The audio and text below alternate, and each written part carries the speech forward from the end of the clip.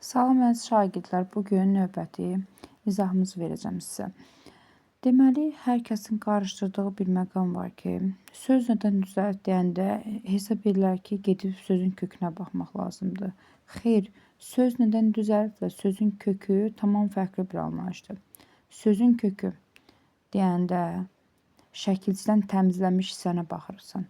Tutalım ki, deyirəm ki, dənizçi sözü.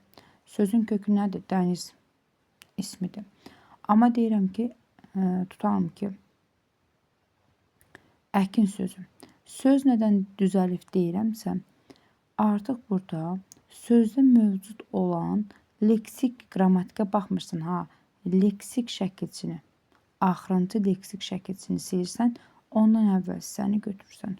Söz nədən düzəlif deyiriksə, sözdə mövcud olan leksik şəkilçidən axırıncını silirsən, ondan əvvəlki hissəyə baxırsan, deyirsən ki, tutalım ki, bağçılıq ismində. Deyirəm ki, bağçılıq ismi söz nədən düzəltdim? Demişdik, sözdə mövcud leksik şəkilçidən axırıncını silirsən. Orada lığını silirsən, bağçı, bağdan, bağçı, bağçılıq. Bağçı sözündən düzəlibdir. Yəni, bağçı, bağa baxan şəxs mənasında.